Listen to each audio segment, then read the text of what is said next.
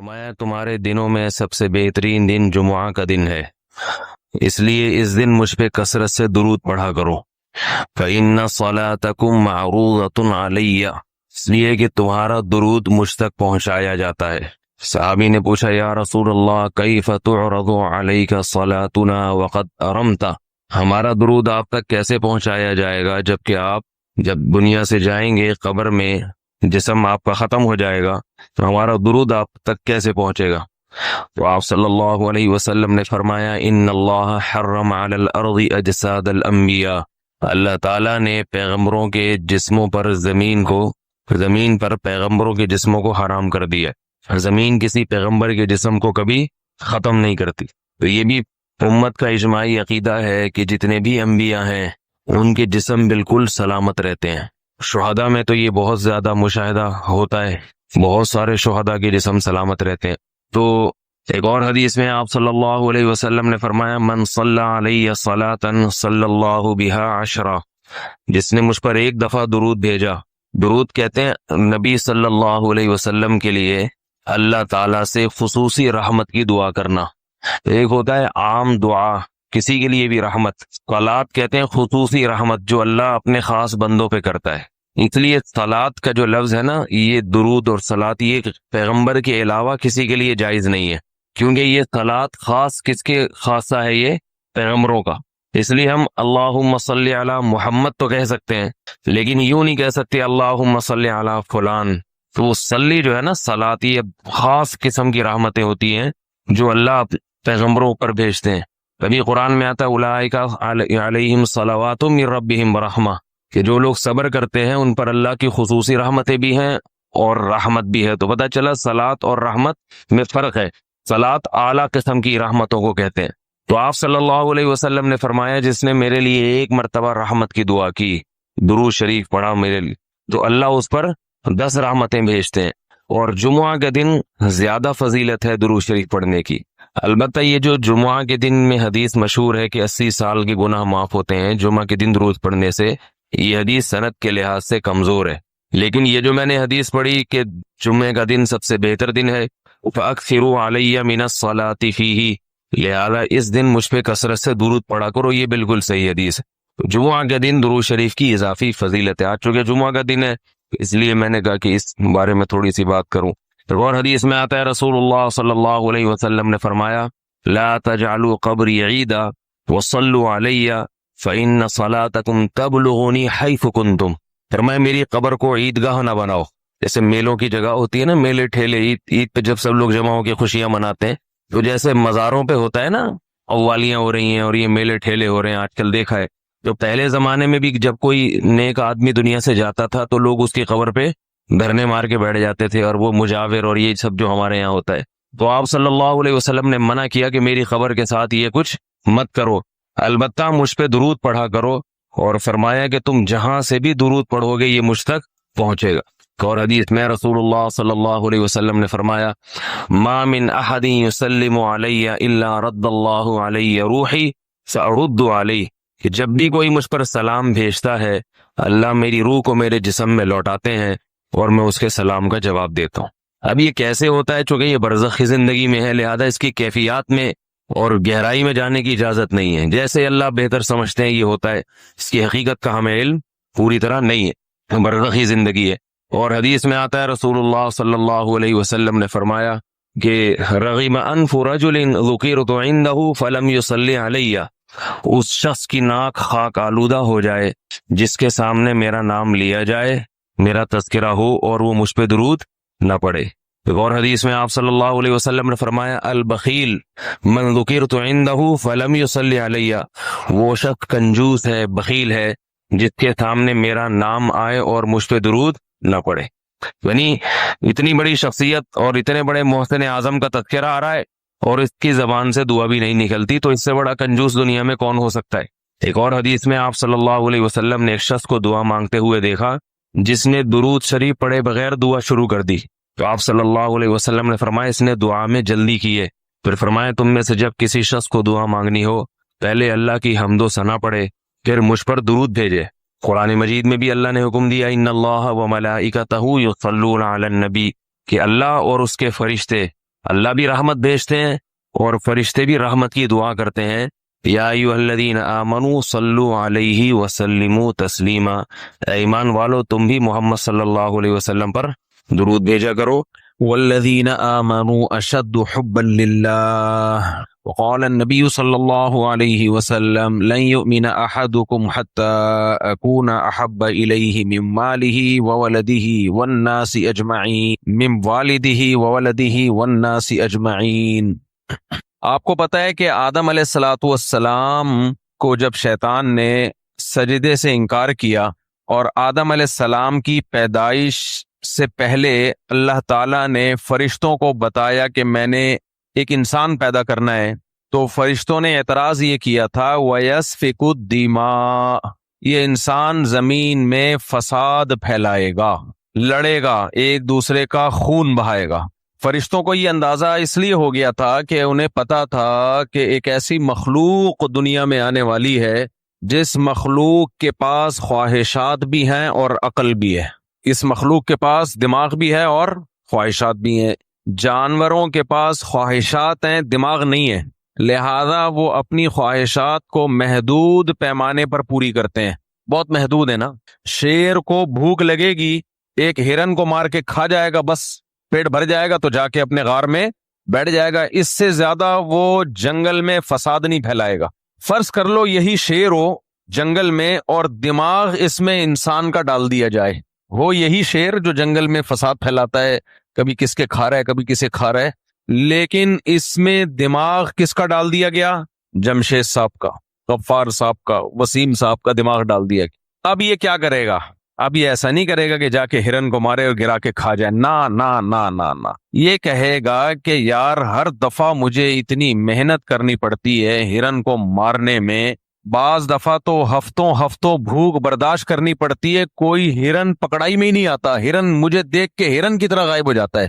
تو یہ کون سا دیسی طریقہ ہے جو صدیوں پہلے ہمارے باپ دادا سے چلا آ رہا ہے؟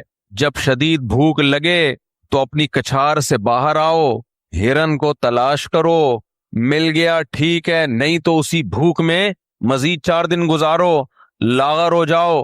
یہ کون سا طریقہ ہے؟ شیر میں دماغ کس کا لگ گیا؟ بولو، جمشید صاحب کا. اب یہ کون سا طریقہ ہے یار؟ اب وہ بیٹھ کے کرے گا پلاننگ، وہ کہے گا یار میں ایک ہرن اتنی محنت کے ساتھ گراتا ہوں، میرا تو 4 بوٹیاں 10 بوٹیاں کھا کے چانپے وانپے کھا کے پیٹ بھر جاتا ہے، باقی سارے گریوی میں پیڑ بھر رہے ہوتے ہیں. آ کے میری نیاز کون کھا رہا ہوتا ہے؟ لومڑی بھی آ کے کھا رہی ہوتی ہے، گدھ بھی آ کے کھا رہے ہوتے ہیں، لکڑ بگڑ بھی آ کے کھا رہے ہوتے ہیں، سارے انجوائے کرتے ہیں. محنت کس کی ہوتی ہے؟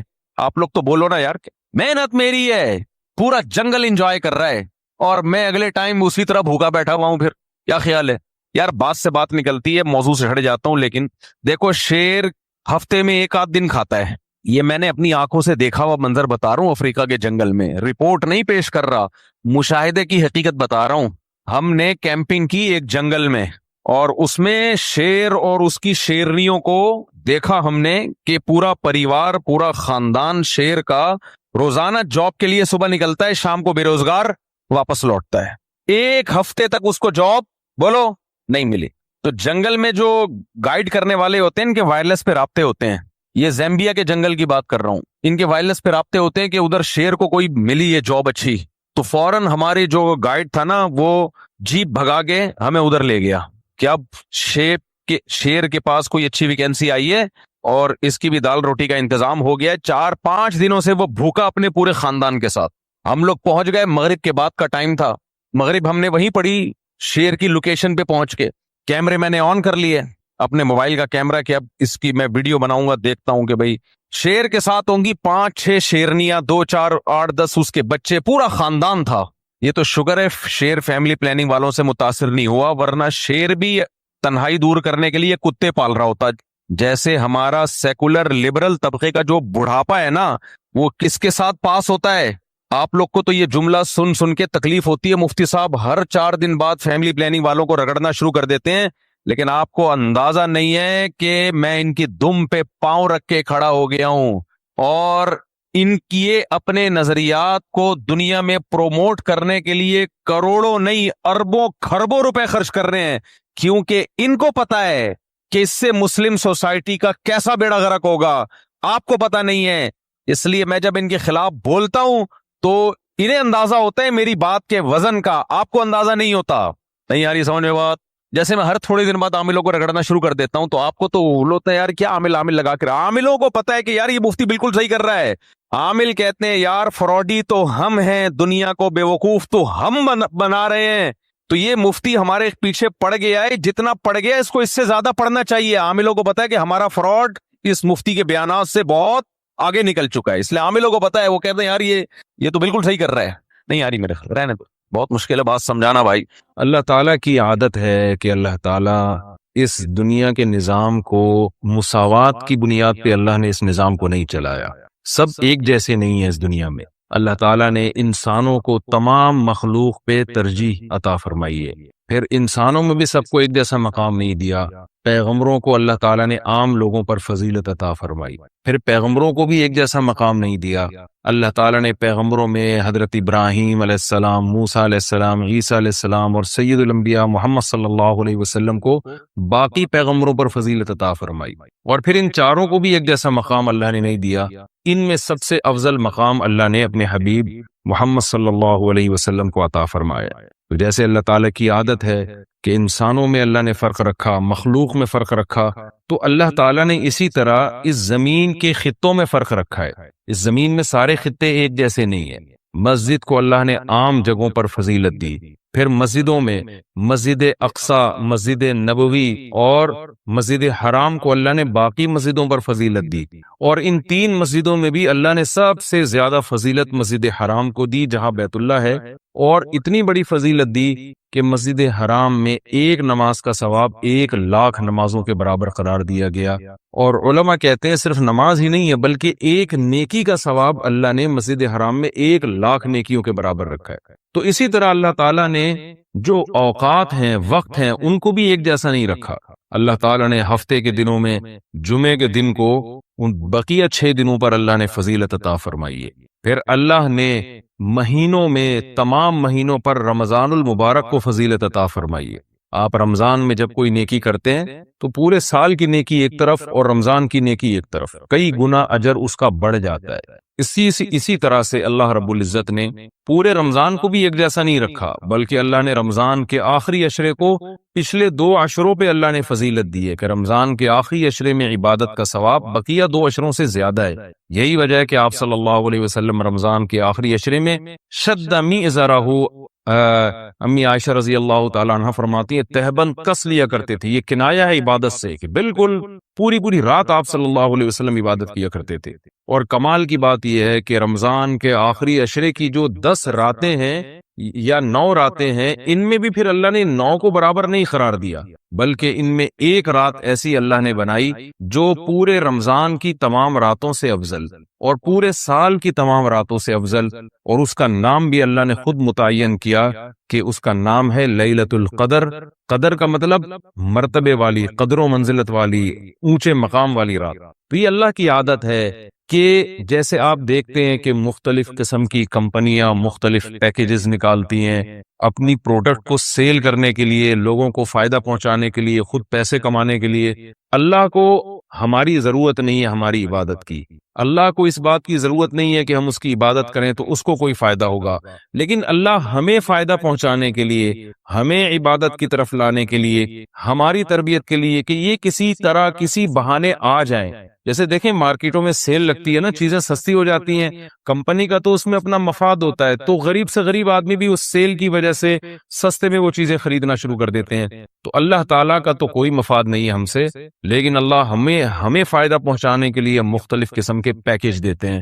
کیا اور رمضان کا ایک پیکیج ہے جس میں گناہ گاروں کو توبہ کی توفیق ملتی ہے. پورے سال کچھ نہیں کیا تو کچھ رمضان میں کر لو، پورے سال مسجد میں عبادت کی توفیق نہیں ملی تو چلو عمرہ کی آج تمہیں توفیق ملی، مسجد حرام میں عبادت کر لو، یہاں تو میں 1 پر 1,00,000 تمہیں دوں گا. یہ جو اللہ کی طرف سے پیکیج ہمیں ملتے ہیں یہ اللہ کے فائدے کے لیے نہیں، ہمارے فائدے کے لیے کہ ہم جیسے نالائق شاید ثواب کا سن کے کہ بھئی ایک نیکی کا ثواب بہت زیادہ بڑھا چڑھا کر دیا جا رہا ہے، تو جیسے مارکیٹوں میں غریب آدمی بھی وہ اس جو ہے پیکیج کی وجہ سے خریداری کے لیے پہنچ جاتا ہے، تو اسی طرح جو بھی آخرت کی لالچ رکھنے والے لوگ ہیں، اگرچہ وہ گنہگار ہیں لیکن اس پیکج سے فائدہ اٹھانے کا اللہ ان کو موقع دیتا ہے۔ پورے سال کچھ نہیں کیا تو اب آؤ، میری طرف سے سیل لگی ہوئی ہے، میری طرف سے ایک ایک نیکی پہ لاکھوں نیکیاں دی جا رہی ہیں، آؤ میری طرف اور اس بہانے کچھ عبادت کر لو۔ تو عقل مند لوگ اللہ کی اس آفر سے فائدہ اٹھاتے ہیں، اللہ کی طرف سے پیش کردہ اس آفر سے اور اللہ کی اس رحمت سے فائدہ اٹھاتے ہیں۔ تو وہ رحمت کیا ہے؟ قرآن نے اس رحمت کو بیان کیا کہ یہ جو لیلۃ القدر کی رات ہے، یہ اللہ کی طرف سے اتنا بہترین پیکج ہے کہ قرآن خود اس کا تذکرہ کرتا ہے، لیلۃ القدر خیر من الف شہر۔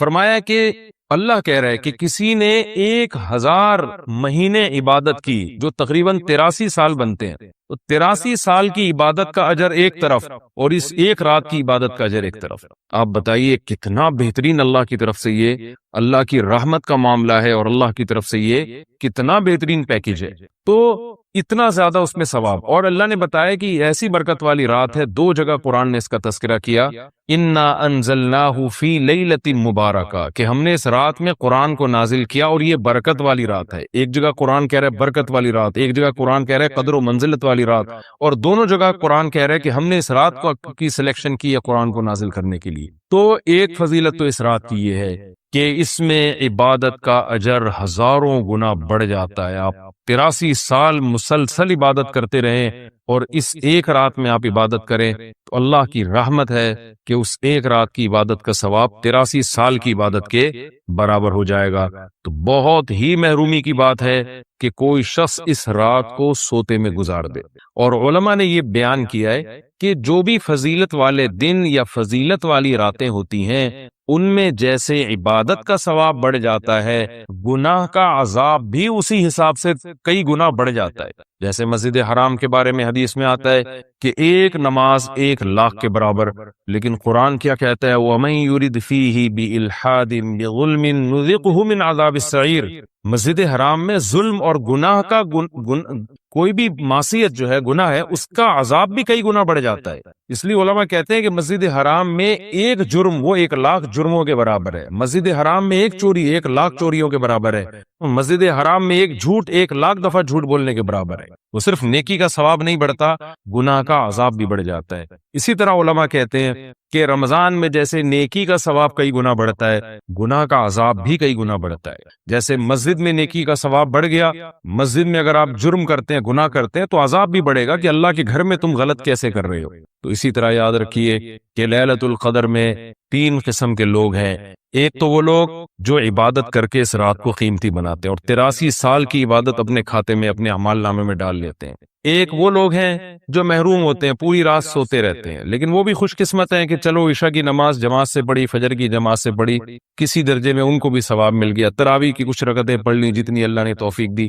یہ وہ لوگ ہیں جنہوں نے اس رات کو بہت حد تک ضائع کر دیا، لیکن خسارے والا کام انہوں نے نہیں کیا۔ خسارے والے وہ لوگ ہیں جو اس رات میں بھی گناہ نہیں چھوڑتے، ڈرامے دیکھ رہے ہیں، فلمیں دیکھ رہے ہیں، غیبتیں کر رہے ہیں اور عشاء کی نماز جماعت سے نہیں پڑھ رہے، گناہ کر رہے ہیں، فجر کی نماز جماعت سے نہیں پڑھ رہے، تو یہ بدبخت لوگ ہیں۔ تو خوب یاد رکھیے کہ لیلۃ القدر میں جیسے عبادت کا ثواب بڑھتا ہے، ایسے ہی گناہ کا عذاب بھی کئی گنا زیادہ بڑھ جاتا ہے۔ اور یہی حکمت ہے، علماء بیان کرتے ہیں کہ رسول اللہ صلی اللہ علیہ وسلم نے ہمیں یقینی طور پر لیلۃ القدر کی رات متعین کر کے نہیں بتائی۔ آپ نے یہ فرمایا کہ طاق راتوں میں تلاش کرو، آخری عشرے میں تلاش کرو، وہ رات اسپیسیفک متعین نہیں کی۔ اس میں یہی حکمت علماء بیان کرتے ہیں کہ اگر وہ رات متعین کر دی جاتی اور پھر اس میں اس رات میں کوئی پوری رات سو کے ضائع کرتا تو اللہ کی اس پر حجت تام ہو جاتی۔ اللہ کہتے تجھے تو پتا تھا کہ آج لیلۃ القدر کی رات ہے، تو نے آج گناہ کیسے کیا، تو نے اس رات کو ضائع کیسے کیا، تو اور زیادہ عذاب آ سکتا تھا، ایسا نہ ہوتا کہ دنیا میں ہی عذاب آ جاتا۔ تو اس لیے اللہ نے اس کو مخفی کر دیا کہ تھوڑا سا کنفیوژن میں ڈال دیا کہ تاکہ اس میں اگر کوئی اس رات کو ضائع کرتا ہے تو اس کو یقینی طور پر افسوس نہ ہو کہ ہو سکتا ہے وہ یہ سوچے شاید آج کی رات نہ ہو بلکہ ہو سکتا ہے کل یا پرسوں کی رات لیلۃ القدر ہو جائے. ایک حکمت تو علماء یہ بیان کرتے ہیں. دوسری حکمت یہ بیان کرتے ہیں کہ اگر لیلۃ القدر کی رات متعین کر دی جاتی اور اس رات اتفاق سے کوئی سوتا رہ جاتا، بیماری کی وجہ سے عبادت نہ کر پاتا، تو پھر وہ بقیہ راتوں میں بالکل بھی عبادت نہ کرتا. وہ کہتا لیلۃ القدر تو گزر گئی، اب میں رات جاگ کے کیا کروں گا، اصل جو اللہ کی طرف سے رحمت والا معاملہ تھا وہ تو میں نے ضائع کر دیا. تو اللہ نے اس امت پر احسان کیا کہ بتا دیا بھائی آخری عشرہ ہے اور طاق راتوں میں امکان زیادہ ہے، تاکہ کوئی 21ویں رات کو عبادت نہ کر سکے تو اس کو یہ خیال نہ ہو کہ بھائی اب لیلۃ القدر کا چانس ہی ختم ہو گیا، بھائی ہو سکتا ہے 22ویں ہو سکتا ہے 23ویں ہو. تو اس لالچ میں، اس امید میں وہ 10 کی 10 راتیں عبادت کرے گا. اور تیسری حکمت علماء نے یہ بیان کی ہے کہ لیلۃ القدر کی رات کو 100% متعین کر کے نہیں بتایا گیا تاکہ لوگ اس بہانے زیادہ عبادت کریں اور جو طلبگار ہیں انہی کو ملے. اب جو آخری 10 عشرے میں یقینی طور پر پوری عبادت کرے گا اس کے لیے تو لیلۃ القدر یقینی ہے. جو آخری عشرے میں کچھ راتیں جاگے گا، کچھ راتیں نہیں جاگے گا، تو اس کے بارے میں امکان ہے کہ شاید لیلۃ القدر اس سے فوت ہو گئی ہو. ہاں، طاق راتوں میں جو عبادت کرے گا، تمام طاق راتوں میں 21ویں میں، 23 میں، 25 میں، 26ویں، 27ویں رات، 29ویں رات، تو اس کے بارے میں بھی امکان ہے کہ وہ لیلۃ القدر کو پالے گا. تو اللہ تعالیٰ یہ چاہتے ہیں کہ جو پورے آخری عشرے میں تمام طاق راتوں میں خاص طور پر عبادت کریں ان کو لیلۃ القدر ملے. تو اگر اللہ رات متعین کر دیتے تو پھر تو ہر آدمی اس لیلۃ القدر میں جاگ لیتا، لیکن اللہ نے نظام ایسا بنایا کہ بھئی جو طلب کرے گا اور تمام راتیں جاگے گا اس کو تو یقینی طور پر لیلۃ القدر ملے گی، اور جو تمام راتوں میں عبادت کا اہتمام نہیں کرے گا تو اس کے لیے معاملہ مشکوک ہے، امکان ہے کہ مل جائے، امکان یہ بھی ہے کہ نہ ملے. تو اس لیے بھی علماء کہتے ہیں کہ لیلۃ القدر کی یقینی طور پر تعیین نہیں کی گئی. بہرحال بہت کثرت سے اس بارے میں روایات ہیں جن میں آتا ہے کہ رمضان کے آخری عشرے میں اور رمضان کی طاق راتوں میں خاص طور پر آپ صلی اللہ علیہ وسلم نے فرمایا کہ لیلۃ القدر کو تلاش کرو. تو ہمیں لیلۃ القدر میں کرنا کیا ہے؟ اس میں کچھ بدعتیں بھی پھیلی ہوئی ہیں، جتھے بنا کے مسجدوں میں جانا اور اجتماعی عبادتیں کرنا، یہ تمام لگ رہا ہے اس کی بھی بن جاؤ. یہ پھر یہ کیا ہے؟ یہ سیٹنگ آؤٹ ہے، یہ پھر عورت نہیں ہے. آپ کوئی بھی مشینری ہو نا جو اس میں ڈالیں گے، مشین اسی کو بنا کے باہر نکال دے. کپڑے بننے والی مشین میں کیا ڈالا جاتا ہے؟ لوہا ڈالا جاتا ہے یا کپاس ڈالا جاتا ہے؟ کپاس ہوئی وہ اسی کو بن کے باہر نکالتے. پہلے زمانے میں مائیں سویٹر بنتی تھی تو سویٹر جب بنتی تھی وہ اون ہوتا تھا، اس کو اسی سے سویٹر نکلتا رہتا. کبھی آپ نے ایسا دیکھا کہ کہیں وہ مشین میں جو ہے وہ ڈالا جا رہا ہو کوئلہ اور نکل رہا اس سے کپڑا؟ ابھی دیکھا آپ نے؟ لیکن ہمارے رب کی قدرت جس نے ہمیں بنایا وہ کہتا ہے تم زمین پہ کیا ڈالتے ہو؟ پانی، گوبر، مٹی. پانی، گوبر، بولو مٹی. نکلتا کیا ہے؟ خربوزہ، انار، انگور، زیتون، تربوز. اللہ فرماتے ہیں انظروا الی ثمرہ اذا اثمر. جب یہ پکتا ہے تو اس کے پکنے کو دیکھو. انار کو دیکھو کیسے پکتا ہے، وہ کیسا زبردست اس کا ذائقہ ہوتا ہے. بھائی وہ نکالا کہاں سے؟ ہمارے رب نے زمین سے نکالا. دوسری بات یہ کہ یہ جو ایام ہیں ان کی قرآن مجید میں قسم بھی اٹھائی گئی ہے، والفجر ولیال عشر، قسم ہے فجر کی اور 10 راتوں کی. تو جمہور مفسرین اس طرف گئے ہیں کہ ان 10 راتوں سے مراد ذی الحجہ کی راتیں ہیں، تو ان کے دن کی بھی فضیلت ہے اور رات کی بھی فضیلت ہے. اور رسول اللہ صلی اللہ علیہ وسلم نے ان ایام کے بارے میں فرمایا کہ جس شخص کا ارادہ ہو، صحیح حدیث ہے، جس شخص کا ارادہ ہو قربانی کرنے کا تو اس کو چاہیے کہ ان دنوں میں اپنے ناخن اور بال نہ کاٹے. تو بہتر ہے، مستحب ہے، کوئی فرض واجب نہیں ہے، لیکن افضل یہ ہے کہ جس نے قربانی کرنی ہو تو وہ پہلی تاریخ سے لے کر جب تک قربانی نہ کر لے وہ اپنے بال اور ناخن نہ کاٹے، افضل ہے یہ. اور ایام تشریق بھی ہیں، ان میں 9 ذی الحجہ سے لے کر 13 ذی الحجہ تک ایام تشریق شروع ہوتے ہیں، جن میں تکبیرات تشریق ہے، جس میں زور زور سے اللہ اکبر اللہ اکبر لا الہ الا اللہ اللہ اکبر اللہ اکبر وللہ الحمد یہ پڑھا جاتا ہے. یہ بھی انہی ایام سے منسلک جو ایام ہیں ان کی فضیلت کی بات ہے. اور 9 ذی الحجہ کے روزے کی ایک الگ سے فضیلت ہے، عرفہ کا روزہ جسے کہا جاتا ہے. تو 9 تاریخ کا روزہ وہ آپ صلی اللہ علیہ وسلم نے اس کی بہت ترغیب دی ہے. تو یہ چند احکام تھے جو ان 10 دنوں سے متعلق تھے.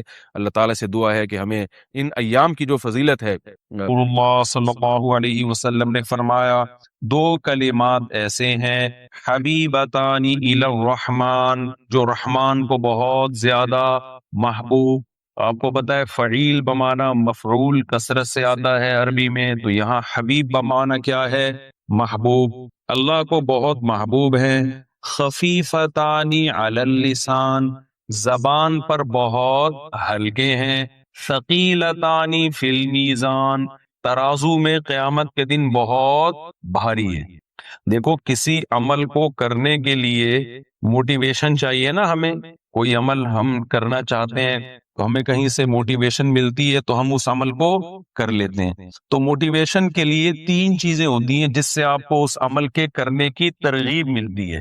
ایک چیز یہ ہوتی ہے کہ کوئی شخص آپ کو آپ کے کہتا ہے کہ یہ عمل کر لو، اس سے تمہارا محبوب خوش ہو جائے گا، تو ایک دم ہمیں حوصلہ ملتا ہے کہ ہم یہ عمل آپ لوگ کر لیں، کوئی چاہے مشکل عمل ہی کیوں نہ ہو. لیکن بھائی جس سے ہمیں محبت ہے، یہ عمل کرنے سے ہمارا محبوب خوش ہو جائے گا، اس سے بڑا حوصلہ ملتا ہے. محبوب کو جو کام محبوب ہو اس کو کرنے کا دل چاہتا ہے یا نہیں چاہتا؟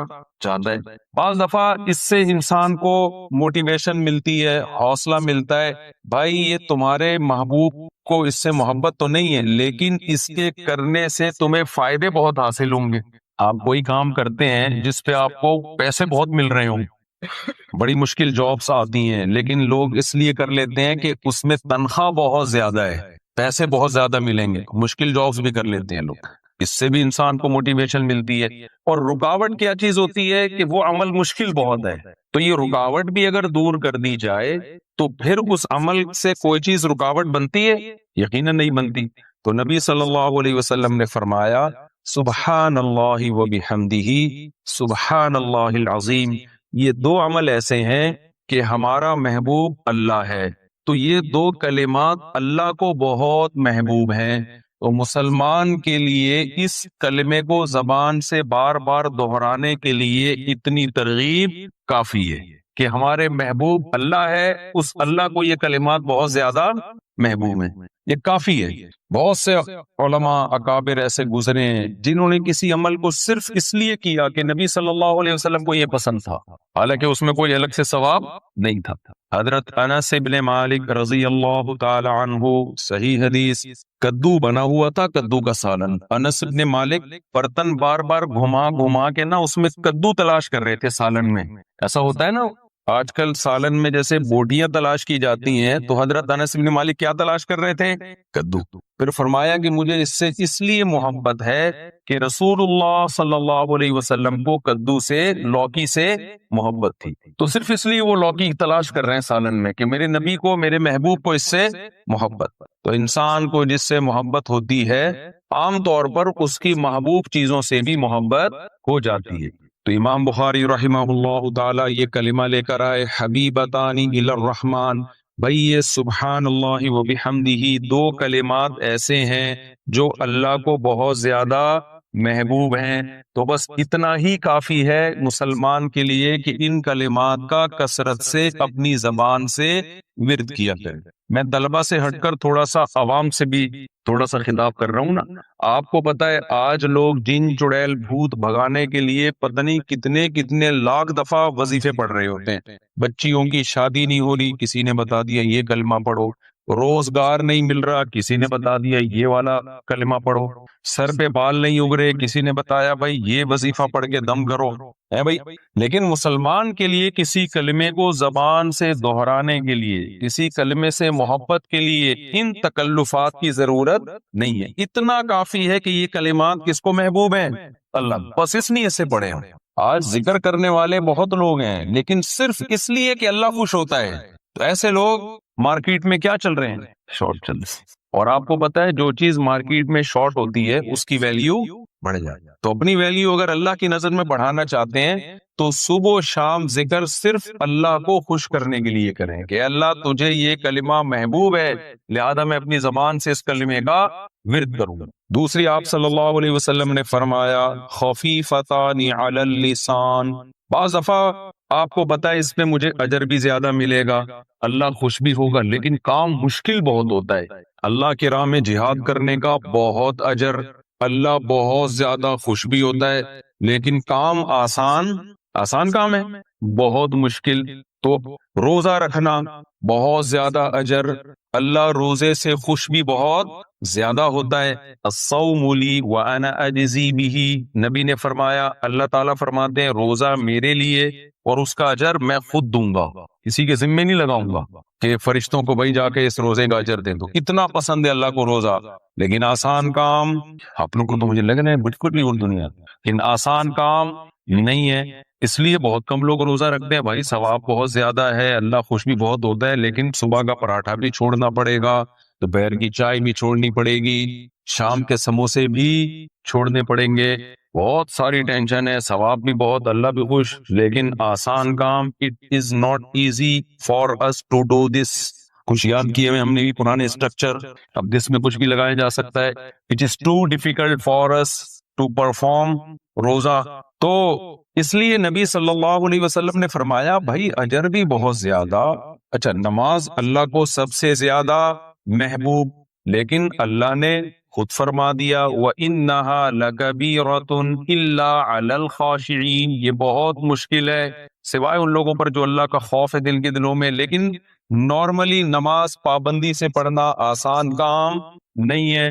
اس لیے نبی صلی اللہ علیہ وسلم نے ترغیب کے لیے فرمایا خفیفتان علی اللسان، کیونکہ یہ کلمات زبان سے ادا کیے جاتے ہیں اور زبان پر بہت ہلکے ہیں. اس لیے بہت زیادہ اللہ کو محبت اور ان کی ادائیگی زبان کے لیے بہت آسان. فرمایا ثقیلتان فی المیزان، ہو سکتا ہے کسی کے دل میں یہ خیال آئے کہ جب زبان پر اتنے ہلکے ہیں، اتنی آسانی کے ساتھ ہم زبان سے یہ دو کلمے ادا کر سکتے ہیں، تو ہو سکتا ہے اتنا ہی ہلکا ویٹ ہو ان کا ترازو میں.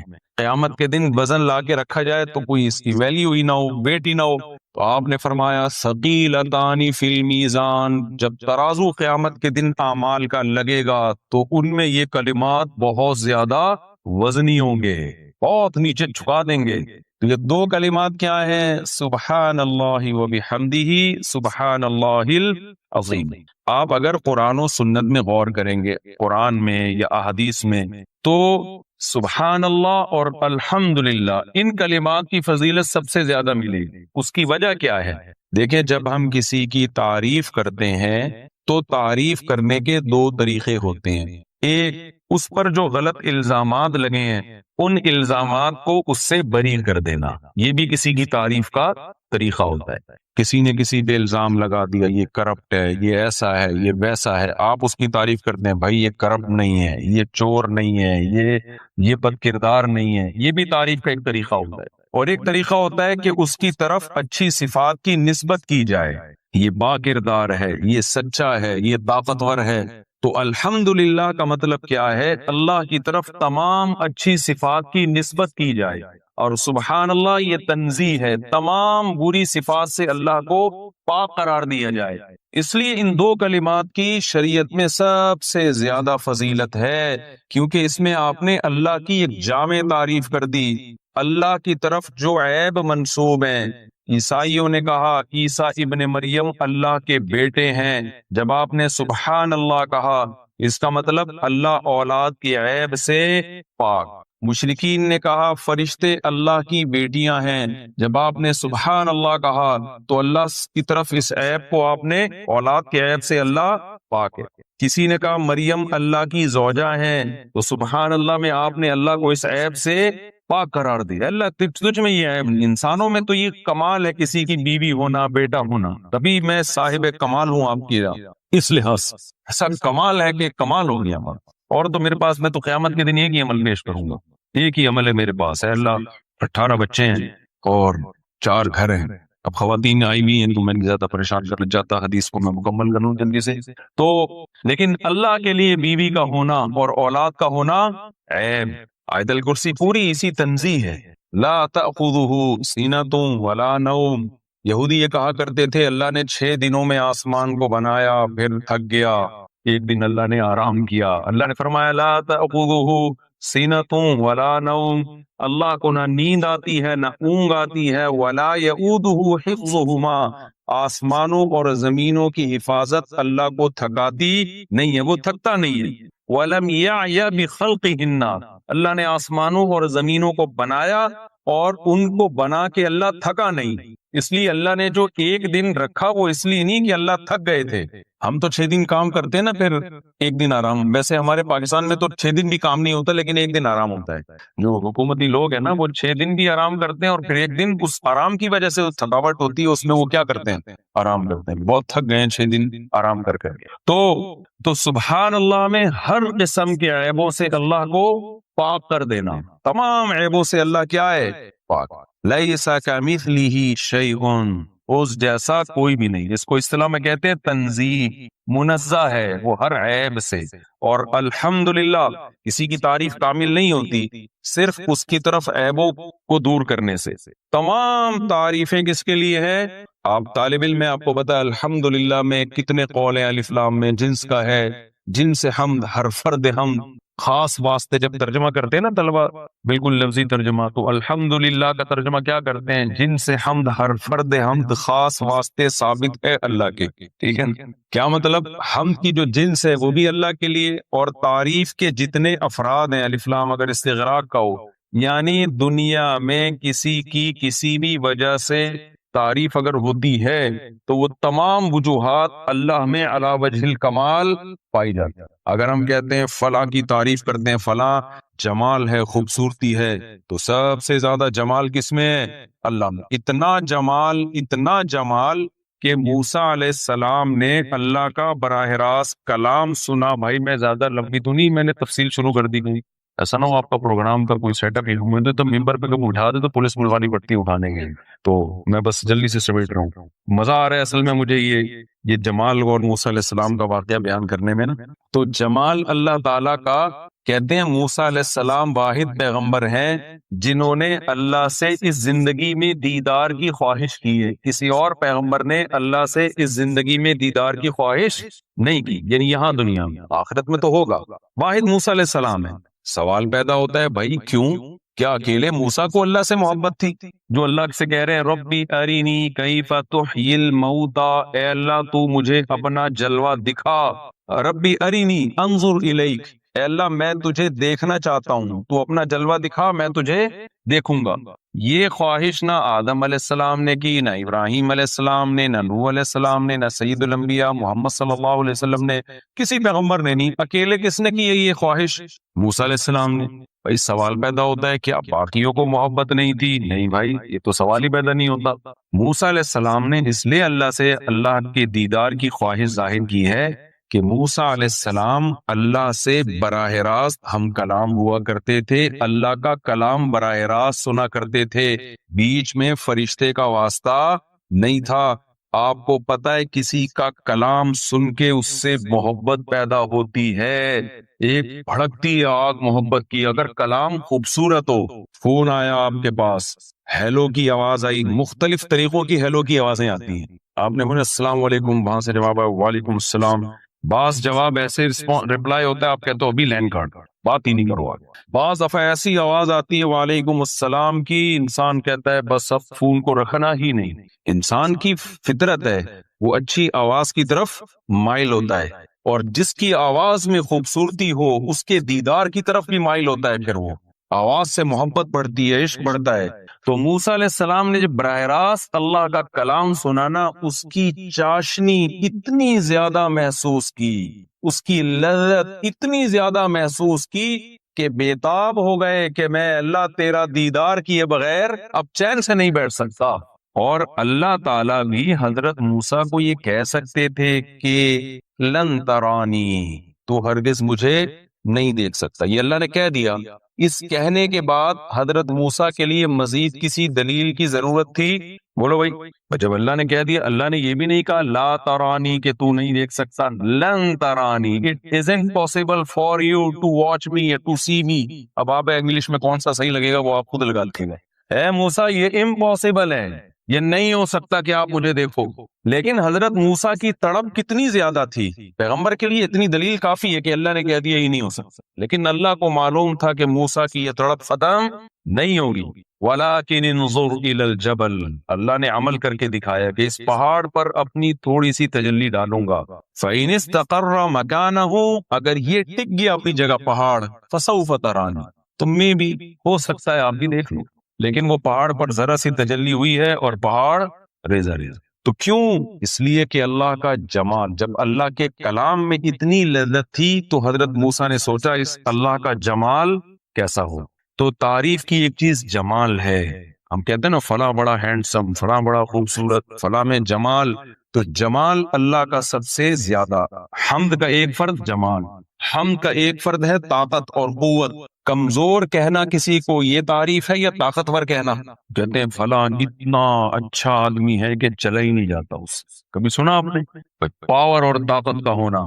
تو اللہ فرماتے ہیں اللہ الذی خلق السماوات والارض خلق السبع سماوات ومن الارض مثلہن، اللہ نے 7 آسمان بنائے اور زمینیں، لتعلموا ان اللہ علی کل شیء قدیر، تاکہ تمہیں پتہ چل جائے کہ وہ جو چاہتا ہے کر سکتا ہے. کچھ نہیں تھا اس نے اتنے بڑے آسمان اور زمینوں کو پیدا کر دیا. کنجوس ہونا تعریف کی چیز ہے یا سخی اور جواد ہونا ہے؟ بھائی یہودیوں نے اللہ کے بارے میں کہہ دیا تھا کہ ید اللہ، سارے یہودیوں نے نہیں کہا تھا، چند نے کہا تھا. ایسا نہ ہو آپ یہاں کسی یہودی کو پکڑے بولے تم نے بھی بولا تھا، تم نے بھی بولا تھا. تو انہوں نے کہا ید اللہ مغلولہ، اللہ کے ہاتھ کیا ہے؟ بند ہے، تھوڑا تھوڑا کر کے دیتا ہے. اللہ کو اتنا غضب آیا. اگر اللہ تعالیٰ معاذ اللہ نقل کفر کنجوس ہوتے، بخیل ہوتے تو غضب نہیں آتا. کنجوس آدمی کو جب آپ بولے نا تو پیسہ نہیں خرچ کرتا، کہتا ہے شکریہ آپ نے میری تعریف کی، تھینک یو. لیکن سخی آدمی کو اس سے بہت غصہ آتا ہے کہ مجھے کنجوس کیوں کہہ دیا. تو اللہ کو جب موسیٰ یہودیوں نے یہ تانا دیا کہ اللہ کے ہاتھ بندے ہوئے ہیں، ایسے ترسا ترسا کے تھوڑا تھوڑا کر کے دیتا ہے، اللہ کو اتنا غصہ آیا. فرمایا غلت ایدیہم، جس نے مجھے کہا میرے ہاتھ بندے میں، ان اس کے ہاتھ بندے میں ہیں. بل یداہ مبسوطتان، میرے ہاتھ کھلے ہوئے نہیں بلکہ دونوں ہاتھ ایسے کر کے کھلے ہوئے ہیں. ينفق کیف یشاء، پرسا رہا ہوں اپنے بندوں پر. تو تعریف کی چیز ہے سخاوت، یہ بھی کس میں ہے؟ اللہ. تو الحمدللہ کا مطلب کیا ہوا؟ تعریف کی جتنی قسمیں ہیں سب کی سب کس میں پائی جاتی ہیں؟ اللہ میں. اور جتنے عیب ہیں سبحان اللہ، اللہ تمام عیبوں سے پاک ہے. تو اس لیے اللہ کو یہ کلمات بہت زیادہ محبوب ہے، کسی بھی شکل میں پڑھے جائیں. تیسرا کلمہ ہے سبحان اللہ والحمدللہ ولا الہ الا اللہ واللہ اکبر. تو کسی بھی شکل میں جب اللہ کی تسبیح اور تحمید کریں گے تو یہ کلمات اللہ تعالیٰ کو بہت زیادہ محبوب ہوں گے. اللہ تعالیٰ ہمیں سمجھنے کی عمل کی توفیق دے. اور جن طلبہ کا جو بیچ ماشاءاللہ فارغ ہوا ہے، ان کی آج درس حدیث بھی مکمل ہو گیا. اور الحمدللہ ایک نصاب